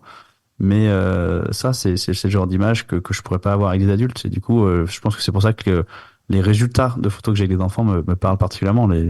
Alors justement, la question suivante, c'est qu'est-ce qui fait que ton œil est attiré par ce genre de situation? Et je posais cette question parce que j'ai enregistré un épisode, un ou deux épisodes avant toi, avec Gaëlle Carré, où elle fait beaucoup de photos en mariage d'enfants qui sont très très réussis, que moi même pas en rêve, j'arrive à ce résultat-là. Et je lui disais, mais comment est-ce que tu repères ça? Comment est-ce que tu comprends? Elle m'a dit, en fait, ben, moi, c'est la Gaëlle de 4 ans qui prend la photo, qui voit la bêtise et le plaisir de faire la bêtise. Je me suis rendu compte que moi, quand je prends un enfant en photo, c'est le Julien de 47 ans qui prend en photo, qui a deux enfants en bas âge et un troisième qui vient d'arriver, qui n'est pas encore en âge de faire des conneries, mais voilà. Mais je vois la bêtise d'un point de vue de papa et pas d'un point de vue d'enfant qui s'éclate. En fait, cette discussion avec elle m'a fait prendre conscience aussi que bah, même dans mon rapport à mes propres enfants, quand ils font une bêtise, quand ils sautent sur le canapé, bah, forcément, en tant que papa, tu vois la chute, mais en tant qu'enfant, tu vois l'aventure, tu vois le risque, tu vois le plaisir que tu as à faire un truc comme ça. Et en fait, tu le comprends différemment. Est-ce que c'est ça qui fait que ton œil à toi est attiré? Est-ce qu'il y a un Paul de 4 ans qui tient ton appareil à un moment et qui comprend que ce qu'il photographie, c'est fun? Ou est-ce que c'est un regard d'adulte? C'est vraiment une bonne question. J'ai jamais fait on va dire cette distinction dans ma tête, mais de manière plus perso, on va dire non photographique, j'adore les enfants. Vraiment, je sais que je veux être papa depuis que j'ai 10 ans. Enfin, vraiment, ça a toujours été partie de mon plan de vie. Quand j'ai rencontré ma belle famille et que j'étais hyper timide, moi j'allais juste jouer avec les enfants dans un coin parce que j'avais peur des adultes. Il y a vraiment un truc où je suis à l'aise avec les enfants directement, quoi. Moi j'arrive à un endroit où il y a un bébé, j'ai envie d'aller voir le bébé, j'ai pas envie d'aller parler aux parents, quoi. Vraiment, il y a un truc comme ça qui est, qui est, qui est instinctif. Enfin, je suis à l'aise avec les enfants parce qu'il y a un côté, encore une fois, pas de paraître, no bullshit. Les enfants, s'ils ont envie de te dire des trucs, ils vont te les dire sans filtre et je trouve ça marrant et cool et je suis bien avec Cette franchise et cette version naïve de la vie, en cette fait. candeur, c'est ça? Ouais, la candeur, c'est un mot qui me plaît bien aussi. Ouais. Il y a peut-être que ça se rapproche c'est pas que c'est mon Paul de 4 ans qui va faire des photos, c'est plutôt que je pense qu'il y a une partie de moi qui a jamais vraiment grandi. Ouais. Tu vois, je suis souvent pas très à l'aise en société, je suis plutôt un introverti, j'aime pas le small talk, je sais pas bien faire, parler du beau temps et tout, j'ai pas d'idée, je sais pas quoi dire et tout. Il y a pas ça avec les enfants. Ouais. Les enfants, je fais des photos l'autre jour, je suis dans un quartier de Dublin dans lequel je vais souvent, je vois un gamin et il me dit direct, ouais, là, mon père il est en prison, tu vois. Bah, Ok, d'accord. Mais on va lui demander si je peux c'était pas publier tes vraiment drôle, hein, photos c'était alors. plutôt dramatique, mais c'était pas enrobé, c'était direct, c'est pas une information qu'un adulte m'aurait donnée avant de le connaître bien, quoi. Je sais pas, j'aime bien ouais, cette candeur et ce naturel et cette honnêteté, quoi. Je me sens juste à l'aise avec eux, en fait. Il y a un vrai contact qui se fait. Ouais, je pense que c'est peut-être juste mon niveau intellectuel qui est à leur niveau, du coup, on se reconnaît entre nous. Je sais pas. Je pense qu'il y a des gens qui sont des grands enfants, quoi qu'on en dise. On va passer à la troisième grande question, et c'est une série photo que tu as sur ton site qui me parle beaucoup, dans laquelle, en tout cas, moi, je me retrouve. C'est ce que je disais un petit peu plus haut dans l'introduction, quand je disais il y avait des choses que je retrouvais de moi chez toi, qui me parlent beaucoup. Et c'est une série qui s'appelle Cut, que tu définis toi sur ton site comme les impubliables avec des guillemets, même si moi je trouve qu'il y en a qui auraient leur place dans un album que tu rends à un client. Déjà, est-ce que tu peux nous expliquer ce que c'est cette série et le pourquoi? Cette série, c'est comment cuisiner avec des restes. En fait, je fais beaucoup de photos de mariage pour vivre. Et il y a des photos que je fais en mariage et je sais vraiment au moment où je déclenche, ça, c'est une photo cool, mais c'est sans doute pas une photo que je vais rendre à mes clients pour plein de raisons, parce qu'elle est pas esthétiquement dans mes canons, elle est pas dans ce que je leur vends, elle est pas, comment dire, elle les met pas à leur avantage, ou en tout cas, voilà, il y a plein de raisons qui peuvent faire que j'ai pas envie de les rendre aux clients. Et du coup, c'est quand même des photos dont j'ai envie de faire quelque chose parce que c'est un peu mon regard à moi sur l'industrie du mariage, sur ce que je vis, sur mon métier. Il y a un côté un peu décalé, ironique parfois. Euh, Parce que quand t'es photographe de mariage aussi, donc c'est quelque chose que tu connais, mais on en vit beaucoup, on voit beaucoup de choses et ça fait partie enfin, ces journées qui sont des journées plutôt exceptionnelles pour les autres sont vraiment partie de notre quotidien. Donc on a un rapport un peu particulier avec ces journées de mariage. Ouais. Qui restent très chouettes, mais qui ont parfois des choses un peu, Tu je vois sais pas, pas, tu qui me vois pas font les un peu choses comme rire. les autres les voient, quoi. Exactement. J'ai été invité à un événement il y a pas longtemps, je vais pas donner trop de détails, où tout le monde m'a dit ah t'as vu c'est génial et tout, et en fait moi c'est un truc que je vis à peu près 25 fois par an. Et que c'était vraiment l'événement standard dans toute sa Ouais. splendeur. Donc effectivement, les gens qui t'invitent ont dépensé beaucoup d'argent et ont fait beaucoup de choses et ont l'impression d'avoir fait un truc extraordinaire. Et c'est un peu dur, toi, de leur dire que tu vis ça à peu près toutes les semaines, quoi. Ouais, il y a un côté, comment dire, le mariage, c'est notre normalité, alors que pour Ouais. les autres gens, c'est une ou deux fois par an maximum. Ouais. Donc ça nous fait voir les choses de manière Même très au-delà de différente. ça, tu as des mariages que je trouve extraordinaires en ayant ton regard de professionnel qui en fait beaucoup. Et tu as des mariages où tu te rends compte en fait que c'est exactement le copier-coller les uns des autres, où les gens ont l'impression d'être super originaux. Enfin, je veux dire, la vanne du mariage champêtre chic qu'on se fait tous entre nous en permanence, les gens qui sont pas photographes de mariage la comprendront pas forcément, mais je veux dire, le nombre de gens qui nous appellent en nous disant fièrement, mon thème c'est champêtre chic, comme si c'était le truc le plus original que tu avais entendu dans ta vie, alors que toutes les semaines t'en as un. Tu vois, Je vois exactement, mais à la fois, je trouve que ça nous renvoie c'est important dans le mariage. Et vais un peu avoir l'impression de me répéter, mais dans le mariage, l'important, c'est les gens. Enfin, c'est ouais, les gens qui sont là pour les mariés, c'est les mariés qui sont là l'un pour l'autre, c'est la cérémonie, ce qu'elle signifie pour ouais. eux. Et c'est vrai que tout le reste, c'est un peu de l'habillage. Et quand tu le vois un peu avec le recul qu'on a, c'est vrai que parfois, on a un petit peu un regard ironique dessus. Et c'est un peu ça que j'essaie de montrer avec cette série. Mais c'est pas moqueur du tout, hein, c'est vraiment juste... euh,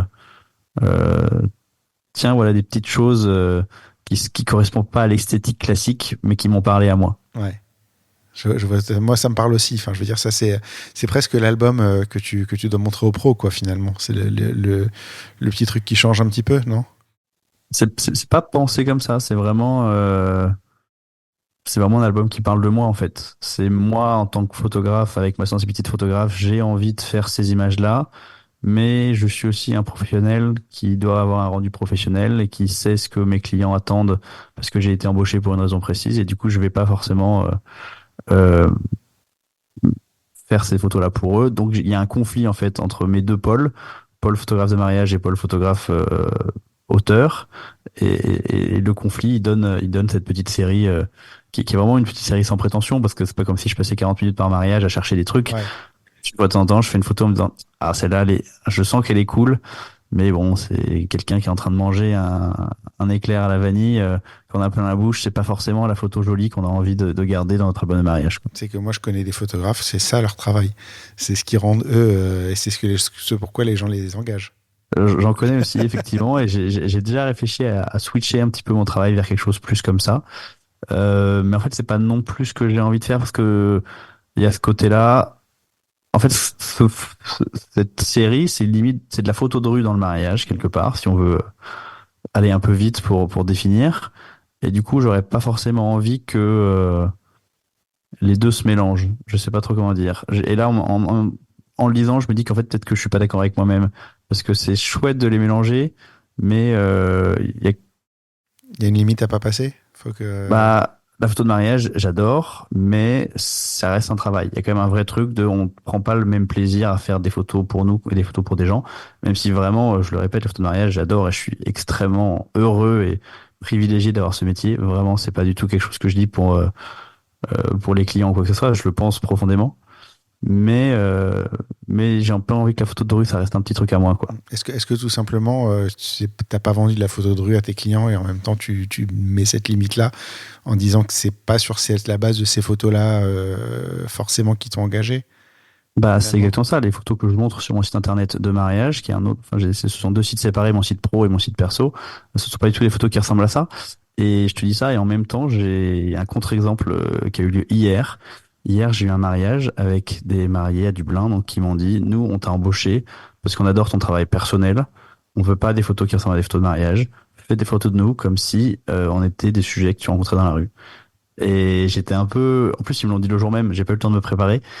Du coup, je suis un peu tombé des nues et on a fait des trucs très différents de ce que je faisais d'habitude et je me suis trop marré, j'ai trouvé ça trop sympa comme idée et eux étaient vachement contents avec les résultats. J'aurais déjà envoyé quelques petites previews, je fais ça le jour même en général.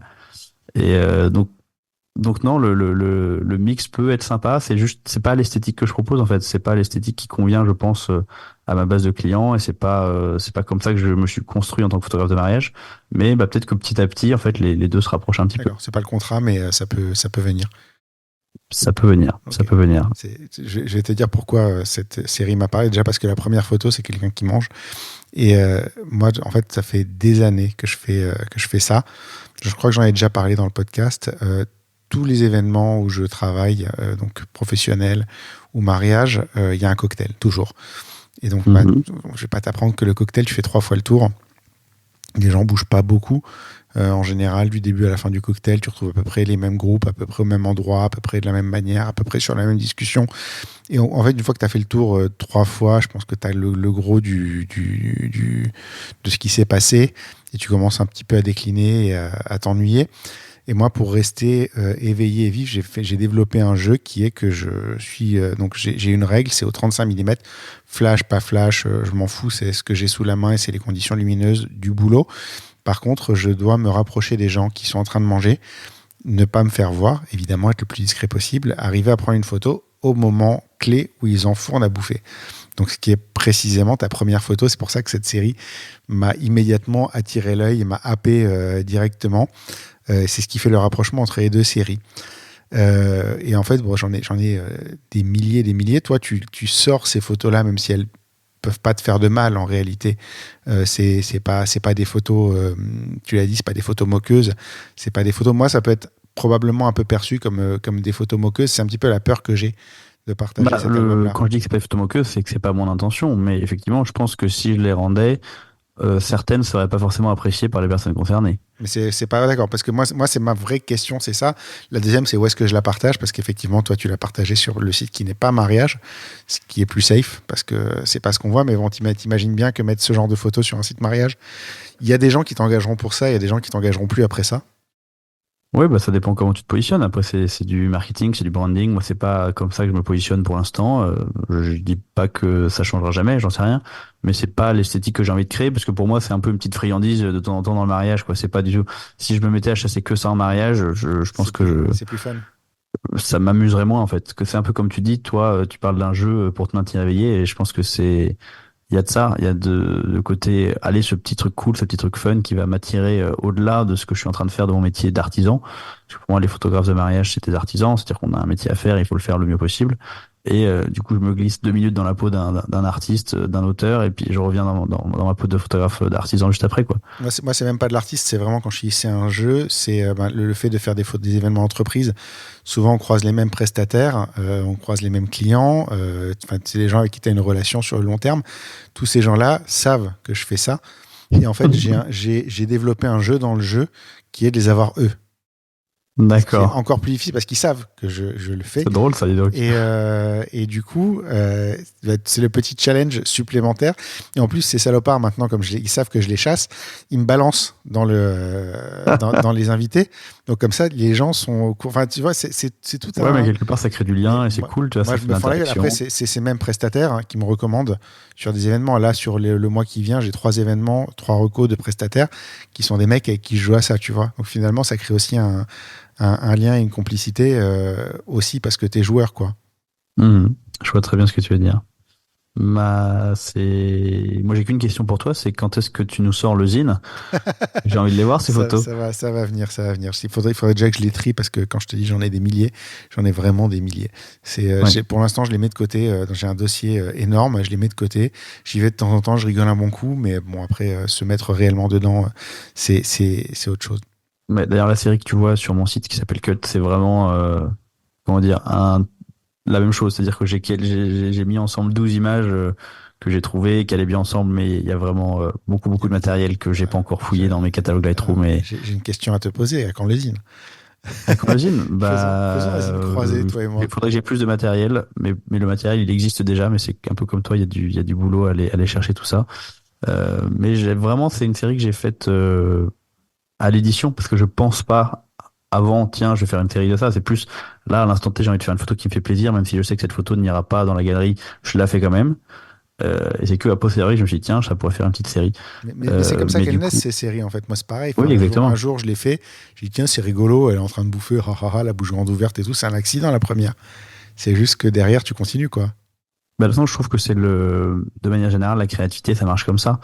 Euh, je, je crois pas trop. En tout cas, c'est pas quelque chose qui marche pour moi. La cérébralisation à l'extrême, de penser pendant des semaines et des semaines comment je vais faire telle série, puis tu te lances dans les photos. Pour moi, si tu fais des photos, et en fait, tu vois de ces photos vont émerger des idées, des thèmes, des trucs, et tu vas dire, tiens, ça, en fait, j'ai mis le doigt sur quelque chose qui va pouvoir faire une série. Ça, c'est vraiment ma manière de faire. Tu viens de répondre à la question sur la créativité à laquelle tu n'arrivais pas à répondre tout à l'heure. Bah voilà. Voilà. En fait, On t'avais aura, juste besoin de me faire parler un peu plus. voilà. On aura mis que 3 quarts d'heure pour arriver C'est à la parfait. question.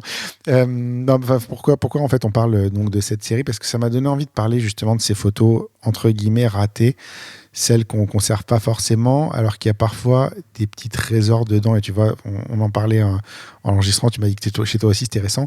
Moi avant je le faisais pas, mais maintenant je conserve un album secondaire de photos qui est pas des photos que je rends au client, qui collent pas avec son album, mais que moi j'aime bien. Alors qu'avant, le seul indicateur de conserver une photo ou pas, c'est est-ce que je l'ai rendue. Mhm. Tu vois, ça c'est Ouais, une genre d'habitude que j'ai chopé avec la street.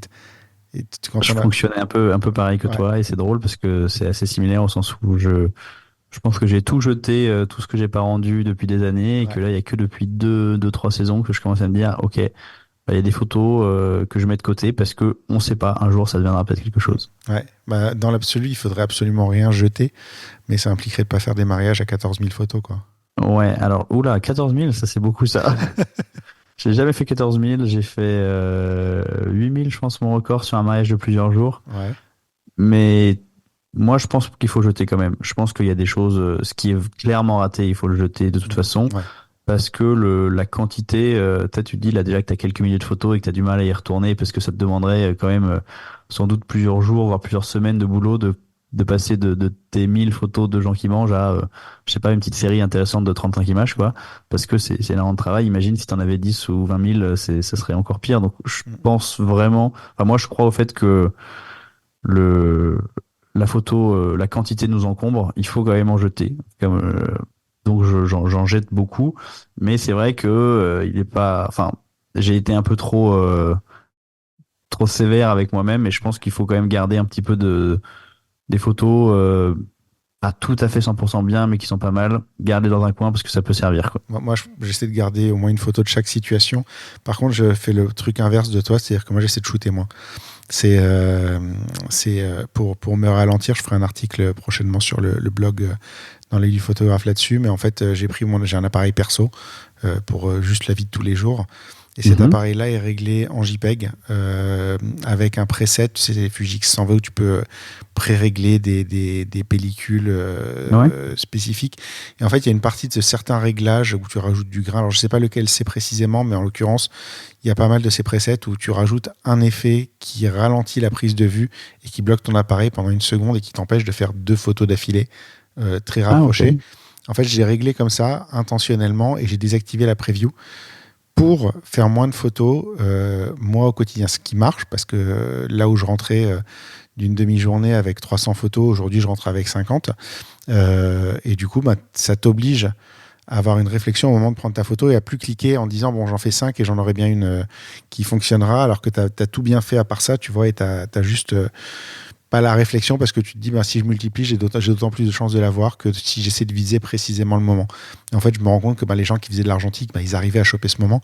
Donc ça doit être dans mes cordes aussi, je pense. Je dis ça comme Mm. ça. Mais voilà, mon approche est l'inverse, c'est-à-dire que j'essaie de m'habituer à faire moins d'images et à plus déclencher 2 fois par réflexe, tu vois, ou 3 fois par réflexe. Moi, j'aimerais bien y arriver. Et il y a plusieurs saisons des mariages, je me suis dit, allez, cette saison, je fais moins de photos. Et en fait, j'y arrive pas. J'ai jamais réussi à faire moins de photos. Même quand j'essaye, quand je me le dis, quand je suis intentionnel dans ma prise de photos, j'ai toujours ces démons qui arrivent derrière en disant, oui, mais attends, est-ce que tu es sûr de l'avoir eu? Est-ce que tu es sûr qu'elles sont toutes nettes? Est-ce que tu es sûr que tu as eu le bon moment où la mariée n'a pas les yeux fermés? Allez, refais-en une. Mm. Et il y a Mais quand même un truc c'est pour pas moi de qui pas est en faire lié au plusieurs. syndrome de l'imposteur. Je parle pas de Pardon? pas en faire plusieurs, je parle de pas clic, clic, clic. Tu vois, c'est clic, clic, clic, au lieu de clic, clic, clic, clic, clic, clic. Ouais, bah c'est ça, c'est-à-dire C'est- que la rafale, ça rassure quand même, Ouais, tu vois.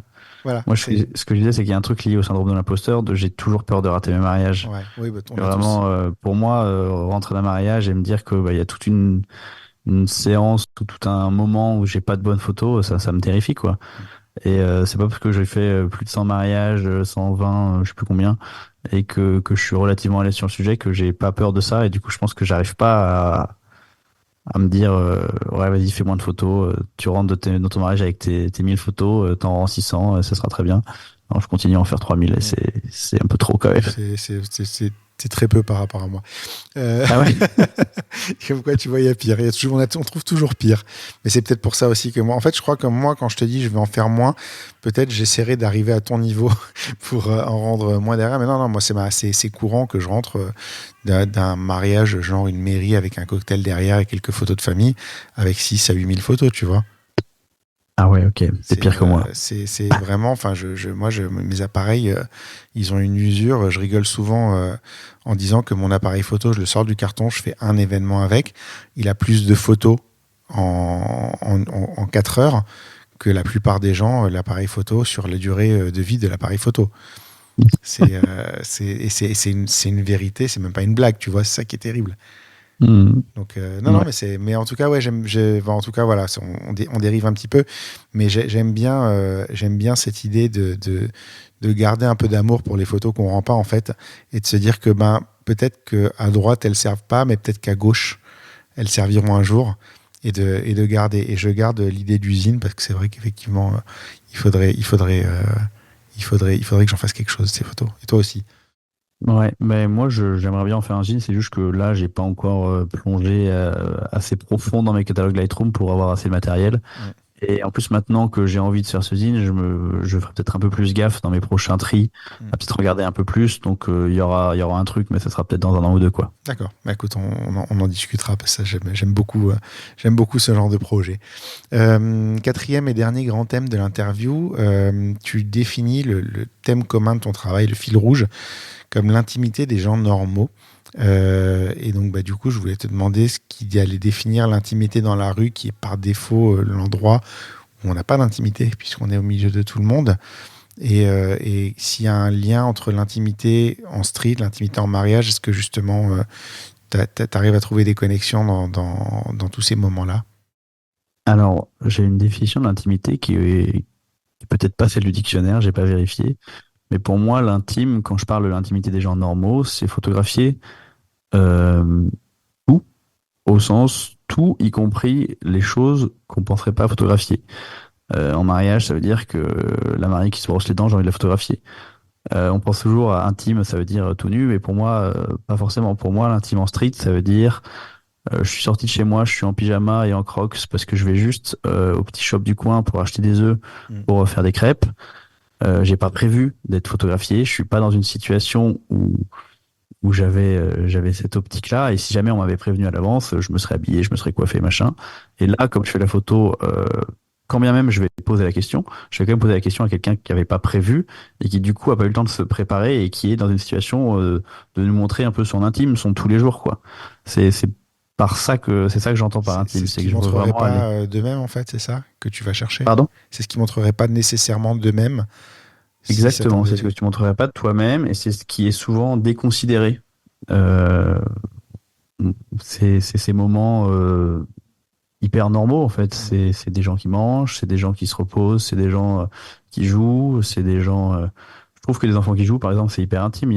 Il y a un côté. En fait, j'ai vraiment envie de montrer les gens, les vrais gens, pas au sens où il y a des faux gens, mais des gens qui seraient vrais, des Ils gens sont... très apprêtés. Ça m'amuse moins. Les faux gens sont sur Mais, Instagram, je vois ce que tu Bam! veux dire. Non, mais tu vois, c'est comme en mariage, par exemple, bah, tout le monde s'est fait beau. Ouais. Mais quand tu fais des photos de gens beaux qui posent pour toi, et quand tu fais des photos de gens beaux prises sur le vif, ça rend pas du tout la même chose, tu Ouais. vois. Donc en fait, moi, il y a toujours cette idée de naturel pour choper l'essence de la personne, en fait. Et j'ai un peu l'impression que si tu donnes trop l'occasion à la personne de savoir qu'elle va être photographiée, on s'éloigne de plus en plus de l'essence et on va vers ce elle a envie de montrer. Mm. Et en fait, on pourrait presque faire le parallèle avec les réseaux sociaux, tu vois. Ouais. Si Instagram, c'est là où on a le contrôle absolu de son image, on met que les photos qu'on a envie de montrer de soi et dans les meilleures positions, aux meilleurs endroits et compagnie. Et moi, j'ai envie de faire tout l'inverse de ça, de montrer des gens normaux qui font des choses normales, mais pas forcément des choses très intéressantes. J'ai fait plusieurs session de photos. Il y a sans doute un petit projet qui n'est pas encore édité, mais qui se monte autour de ça sur les centres commerciaux, les magasins. Et en fait, pour moi, c'est ça l'intimité. Des gens qui font des courses, c'est pas des choses qu'on a envie de montrer parce que c'est pas des choses qui sont considérées comme intéressantes.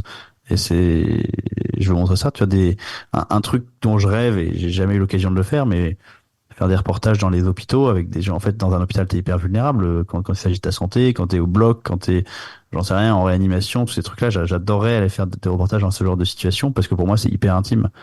Et bon, alors j'ai pas eu l'occasion et puis j'ai pas encore cherché non plus, hein, mais c'est juste pour te donner un exemple, quoi. D'accord. Et pourquoi c'est ça le fil rouge de ta photographie, en fait? Qu'est-ce qui fait que tu le définis comme ça? Parce que j'aime les gens et que ça m'intéresse la vie des gens. Je pense que c'est vraiment, je l'ai déjà dit plusieurs fois et je me répète, mais je pense pas qu'il faille se forcer à chercher des justifications hyper compliquées pour des trucs qui sont au final assez simples. Mm. Moi, je pense vraiment que les gens m'intéressent et que l'interaction avec les autres m'intéresse, quand bien même c'est pas du tout un réflexe pour moi, parce que je suis plutôt quelqu'un euh, de pas hyper à l'aise socialement, on va dire. Mm. Mais j'ai quand même cet intérêt pour les gens. Bah, je sais pas, j'écoute vachement de podcasts, d'histoires de gens. Ouais, je pense que chacun a un truc un peu à dire, à raconter ou à montrer. Et surtout les gens qui pensent pas qu'ils ont des trucs à raconter ou à montrer. Ouais. Parce qu'en fait, ce sont ces gens-là qu'on montre le moins. Et, euh, C'est et quelque part, souvent. photographiquement, tu vois, j'en sais rien. Je prends un punk dans la rue qui a une crête rose et des piercings partout. Je pense qu'il est arrêté plus souvent par des gens qui ont envie de le photographier que quelqu'un, que madame, monsieur tout le monde, 50 ans, pas de signe distinctif, tu vois. Et moi, j'ai envie de montrer des gens hyper normaux. Mais surtout, tu peux t'identifier à eux, en fait. Bah ouais, il y a peut-être de ça. C'est pas comme ça que je l'identifie moi, parce que je, ouais, je cherche pas à me photographier moi en fait, mais j'ai envie de photographier la vraie vie au sens où c'est ma vie à moi, c'est les gens que je croise dans la rue. Je cherche pas à aller à un endroit où il y aura des gens extraordinaires, même si bon bah quand il y a des gens qui sont particulièrement intéressants ou que tu as un événement particulier, je crache pas sur le fait de photographier des gens qui ont des gueules extraordinaires évidemment, mais c'est pas forcément ça que je cherche en premier lieu. C'est un vrai talent de photographier dans ce qui est pas, entre guillemets, un target rich environment. Tu vois, c'est l'environnement où il va se passer un truc toutes les 30 secondes. Genre, tu es dans une zone touristique, tu vois, où il y a toujours quelqu'un qui a un mouvement large, identifiable, qui va faire une connerie, qui va faire quelque chose qui va attirer l'œil. Euh, c'est pas facile, rien n'est jamais facile, mais je veux dire, c'est quand même plus simple d'identifier quelque chose d'intéressant dans cet environnement-là, parce qu'il y en a partout autour de toi, que de repérer dans une rue relativement déserte le moment d'être au bon endroit et d'arriver à le capturer proprement, quoi. Oui, je suis d'accord avec ça, mais d'ailleurs j'ai commencé moi la photo de rue, enfin j'ai pas commencé, mais j'ai commencé la photo de rue à Dublin en allant systématiquement au centre de Dublin. Dublin c'est une ville touristique, Ouais, effectivement il y a beaucoup de gens, tu vas autour de Trinity College, des trucs comme ça, là t'es sûr d'avoir des cibles faciles. ouais, J'aime pas trop le mot de cible parce que je suis pas trop dans la métaphore de la chasse pour la photo de rue. Je sais qu'il y a certaines personnes qui aiment utiliser cette métaphore, c'est pas trop quelque chose qui me convient. Mais en fait je me suis assez rapidement aperçu que plus je faisais ces photos-là, enfin, il y a beaucoup de potentielles photos, mais en fait, j'arrivais pas à trouver quelque chose de vraiment intéressant mm, parce que je trouvais pas vraiment d'histoire à ce qui se passait, parce que, en fait, ça m'intéresse beaucoup plus de faire une photo dans un quartier beaucoup plus calme, beaucoup plus résidentiel, euh, d'un homme assis devant chez lui parce qu'il prend le soleil, parce que ça raconte beaucoup plus quelque chose sur Dublin, son environnement, que un quart de touriste qui passe ici 5 minutes, qui va voir tel truc et qui repart. Il y avait vraiment un truc où je me sentais plus comme j'ai vraiment envie de faire des photos de Dublin, le Dublin que je connais, le Dublin quand je sors de chez moi, c'est pas l'heure de touriste. ouais. Pour ça, il faut que je prenne un bus et que j'aille quelque part de précis. Et en fait, le Dublin que autour de moi, bah, c'est des gens lambda et c'est vraiment eux que j'ai envie de montrer. Donc il y a vraiment un côté où c'est moins facile, je pense, de trouver les images, mais elles m'intéressent beaucoup plus individuellement, ces images-là. Je trouve qu'elles sont plus fortes, elles ont plus de trucs à dire. On termine toujours la partie interview en parlant d'une photo ou d'un type de photo. En tout cas, on va parler de street portrait parce que tu en fais beaucoup. Et c'est quelque chose où c'est pas toujours évident, un, de se lancer, et deux, quand on arrive à se lancer, à demander à prendre une photo, et que la personne en face te dit oui, de faire quelque chose de correct ensuite, parce que souvent, en fait, tu as laissé tellement d'énergie dans le fait d'aller demander que tu n'en as plus pour réfléchir à faire un bon portrait, ou t'oses pas en demander plus parce que tu as peur de déranger, alors que c'est clairement le moment où il faudrait en demander plus. La peur de déranger, d'ailleurs, c'est une grande problématique sur laquelle je travaille en ce moment aussi, tu vois, mais le street portrait, au-delà de la difficulté d'aller en chercher un, il y a la difficulté de le faire après, qu'on élude un petit peu au moment où on se dit il faut que j'ose, faut que j'ose, faut que j'ose. Est-ce que toi, qui es plutôt à l'aise dans l'exercice, tu as des conseils à donner à des gens qui voudraient se lancer dans ce genre de portrait? Alors déjà, je trouve ça intéressant qu'on me considère comme à l'aise dans l'exercice, parce que je trouve ça toujours tellement dur. Tes photos sont Alors, réussies, en tout cas. mes photos sont réussies, mais c'est ce dont on parlait tout à l'heure. Il y a le 1% des photos que je montre sont réussies et on voit pas toutes les photos d'à côté. Euh, Ça m'arrive très souvent de faire une séance, une journée de photos et je croise 20 personnes qui m'intéressent et sur les 20, il y en a deux où j'ose les aborder et 18 où j'hésite un peu trop longtemps, puis après je dis ah c'est trop tard, je les ai passés, ah, ils ont l'air occupés, ah je veux pas les déranger. Donc cette peur de déranger, elle est réelle et cette énergie que ça demande d'aller vers les autres, elle est toujours présente. Et ce qui est marrant, c'est que l'expérience me fait réaliser des choses. Par exemple, je sais il y a aucun risque. Quand on demande à prendre les gens en photo, il y a aucun risque. Au pire, la personne dit non. Mais je me suis jamais fait insulter en demandant la permission. Quand on demande pas la permission, techniquement, il y a plus de risques. Mais quand on la demande, vraiment, tout ce qu'on risque, c'est qu'une personne nous dise non en nous regardant bizarre, en genre, quelle drôle d'idée. Mais il y a vraiment aucun risque. Et pourtant, bah, ça rend pas les choses plus faciles. C'est-à-dire que j'ai toujours beaucoup de mal à y aller. Mais ce qui est vraiment extrêmement étonnant, c'est il y a un genre de cercle vertueux où quand tu vas une première fois, ça marche, ça te donne une énergie folle et qui va genre lancer ta session et tu vas le faire 15 fois dans la journée. Alors que si t'oses pas, les trois premières personnes qui t'intéressent t'osent pas, t'es un peu dans un cycle où ah, ça va aller moins bien et en fait, ça va dire pour que ta session elle est foutue, mais ça va être plus compliqué. Moi, les conseils que je peux donner, si on veut être hyper technique, c'est d'essayer de repérer des gens qui sont dans des situations où ils vont avoir du temps pour vous. C'est beaucoup plus facile de demander à quelqu'un qui attend son bus qu'à quelqu'un qui court pour prendre son bus, parce que Ouais. lui, forcément, c'est pas le moment. Mais c'est surtout, on va revenir sur ce que j'ai dit tout à l'heure, dans l'attitude d'être hyper ouvert, hyper honnête, accueillir le oui ou le non avec un grand sourire, se présenter rapidement, et surtout une fois que se rendre compte que, comment dire, la partie la plus difficile, enfin la partie qui demande le plus d'énergie, c'est d'aborder la personne. Et après, comme tu dis, on a tendance à aller trop vite derrière. En fait, une fois que la personne nous a dit oui, entre lui prendre 30 secondes et lui prendre 3 minutes, c'est pas très différent. Ouais. Donc, moi, j'ai vraiment quelque chose, j'avais cette tendance à aller trop vite et après à le regretter, genre, ah ouais, mais bon, c'est dommage parce que j'ai eu le courage d'aller voir la personne, de lui demander, mais après, j'ai fait une photo et en fait, elle est pas terrible. En fait, j'aurais très bien pu faire 3 photos ou 4 photos Ouais. parce que la personne, une fois qu'elle a dit oui, bah, c'est qu'elle est OK, elle se doute bien que ça va prendre quelques minutes, quoi. Donc, ne pas hésiter à se dire, OK, allez, encore une photo, on essaye, on en refait une autre parce qu'il y a souvent, comment dire, la première photo, en plus, c'est la pire. Enfin, c'est celle où la personne, elle fait un grand sourire comme ça, de manière un peu coincée. Et puis c'est après qu'on dit, OK, on va faire quelque chose d'un petit peu différent. Est-ce que vous pouvez vous retourner un peu vers la droite, un petit peu vers la gauche? Moi, je fais pas vraiment poser les gens, j'aime pas trop. Mais par contre, dans l'interaction, on peut les faire un peu lâcher prise, on peut casser un peu le sourire figé, on peut, voilà. Si on dit, c'est bon, j'ai fait la photo, la personne se relâche, bim, on en refait une deuxième juste là. On a un visage beaucoup plus naturel que si on en a fait qu'une, par exemple. Comme tu le Donc, ferais en mariage, en fait, finalement.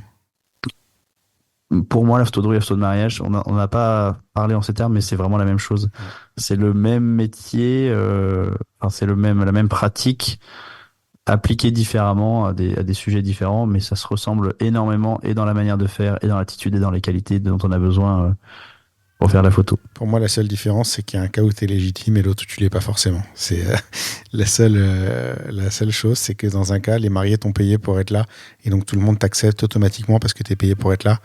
Et dans l'autre cas, bah, tu es juste un mec dans la rue avec ton appareil photo, quoi. Ouais, je sais pas si je mettrais le terme de légitimité, mais en tout cas, dans un cas, t'es payé et T'es normal. ça assoit une certaine forme de légitimité extérieure, on va dire. T'es normal. T'es validé par quelqu'un. T'es normal. T'es juste, c'est normal que tu sois là. Exactement, ouais. C'est ce qui est pas forcément le cas dans la rue, encore que ça peut passer. Mais je me pas sens mal. pas illégitime dans la rue. Effectivement, je sens que j'ai plus à me battre pour me faire accepter, entre guillemets, hein, me battre évidemment. Mais je me sens pas illégitime du tout. Je suis conscient de ce que je fais, je suis content de ma pratique, j'ai pas du tout envie de la cacher, j'en suis fier, j'ai envie de montrer les photos aux gens et je pense que je fais quelque chose qui est plutôt, enfin, je crois en la photo de rue en tant que bonne chose pour l'humanité, entre guillemets.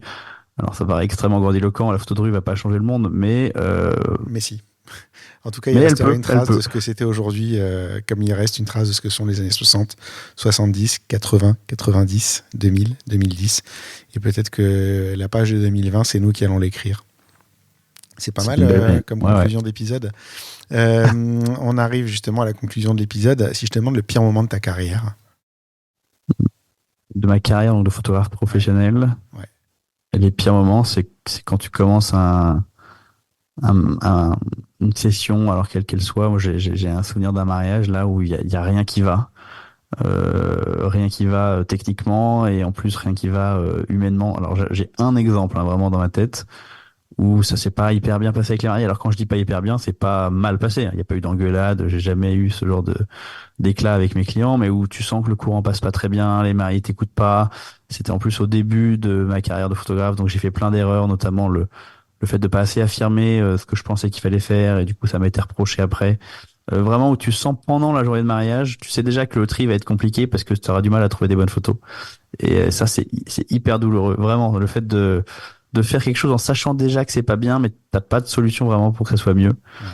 Et j'ai un très très mauvais souvenir de ce mariage, alors même que les mariés sont relativement contents des photos, hein. Moi, il m'avait fait une remarque sur un truc ou deux que j'avais trouvé pas très juste, mais bon, c'est la vie, tu vois, ça peut arriver. Mais tu vois, en 120 mariages, j'ai un souvenir désagréable. Ça va. Statistiquement, c'est pas déconnant. Ça va. C'est quoi le meilleur moment de ta carrière? J'ai le souvenir d'un mariage là, mais j'ai plusieurs moments équivalents, mais un mariage qui s'était hyper bien passé, qui était pareil relativement au début de ma carrière de photographe. Parler de carrière, je trouve que c'est très étonnant quand on fait ça depuis moins de 10 ans. C'est une carrière quand même. C'est une carrière techniquement, où vraiment les mariés étaient incroyablement gentils, le lieu était beau, il avait fait un temps super avec une lumière incroyable, c'était dans le sud de la France, et vraiment je me suis assis dans ma voiture à 3 heures du matin là, et avant de conduire j'ai juste tout lâché, j'étais là, mais c'est incroyable ce que je viens de vivre, j'ai tellement de chance de vivre ce métier. la comparaison en plus avec mon métier d'avant où vraiment j'étais pas très heureux. Je dis, mais c'est fou en fait de gagner de l'argent que des gens cette journée je leur ai fait gratos tellement elle était fabuleuse et là en plus je suis payé plutôt bien. C'est fou quoi. C'est vraiment incroyable. Et ce sentiment c'est un sentiment que j'ai régulièrement même s'il est peut-être plus aussi fort maintenant parce que la nouveauté est partie. Mais tu vois le mariage que j'ai fait hier où je t'en ai parlé un petit peu avec des mariés qui m'ont demandé des photos différentes. Bah, c'était un peu la même chose, au sens où vraiment j'ai extrêmement accroché humainement avec les gens et photographiquement ça s'est bien passé. Ah, c'est quand même un peu, t'as un sentiment de planer un peu quand Ouais. tu sors quoi. C'est cool. On fait un Bah, beau tu sais métier. déjà que quand tu vas décharger tes images, tu vas trouver des bonnes photos. Mm. Ça, avoir cette certitude, c'est tellement cool. On fait un beau métier. Je On suis fait un assez beau métier, d'accord. ouais. Ah, c'est pas toujours facile, hein. Il y Non, a des, mais c'est chouette. mais c'est chouette, c'est très très C'est chouette, ouais. clair. Dernière question. Qui me recommanderais-tu pour un prochain épisode? Bien, je me suis creusé la tête et j'ai décidé de te recommander Angélique Boissière, qui est une photographe qui fait pas du tout de photos de rue, qui fait du portrait et de la photo de nu, et c'est un travail que j'aime énormément. Elle fait aussi beaucoup d'autoportraits qui me parlent beaucoup. Donc je vous conseille d'aller voir son travail sur son site internet si vous avez l'occasion. Elle a déjà sorti 2 bouquins qui sont chouettes, que j'ai tous les 2 dans la bibliothèque. J'espère qu'il y en aura un troisième bientôt. Ok, puis j'espère qu'il y aura une interview de podcast aussi à se mettre sous la dent prochainement. Ah ben écoute, Ce je te sera pas conseille mal. de la contacter, elle est très accessible. J'aime bien le. Tu la connais? T'as déjà discuté avec elle ou pas? Ouais, ouais, Ouais. on s'est déjà rencontrés dans la vraie vie. Ok, d'accord. Moi, j'aime bien ce genre de profil.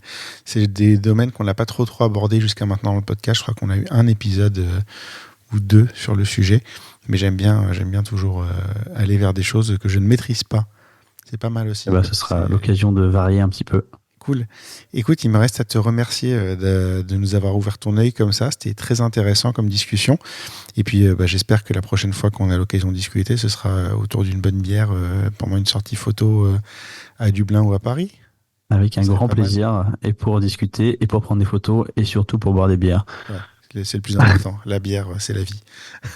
La bière, c'est la vie. C'est la conclusion de ce podcast. Exactement. Merci, Paul. Salut Julien, merci beaucoup.